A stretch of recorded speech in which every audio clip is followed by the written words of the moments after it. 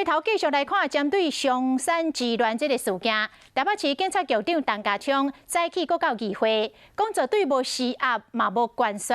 另外，进前传出讲，警政署长陈家钦要求陈家昌交出着手机啊，予台北地检署监视官员来调这个通联的记录。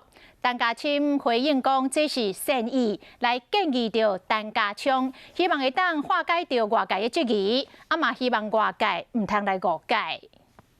针对影片提调，含讲有小叫人来瞧，会知影北市局长陈家昌来到台北市议会说明，强调无施压的代志。整个案子我并没有包庇，也没有掩饰，也没有护短。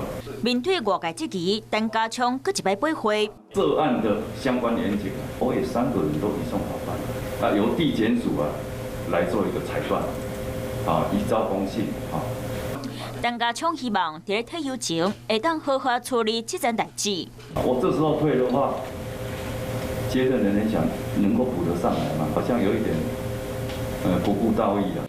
针对议员质疑局长的手机有互监听，陈家昌讲唔知影嘛唔相信。另外，进前传出警政署长陈家钦要求陈家昌把手机交予北检调通联记录的代志，引起争议。而且陈家钦讲这是好意提醒。被误解成说我逼迫他交手机，我是善意的，而且他也同意我的建议。希望大家不要做这些误解的这个解读。影片提调的消息，让大家看到警察界无公平的问题。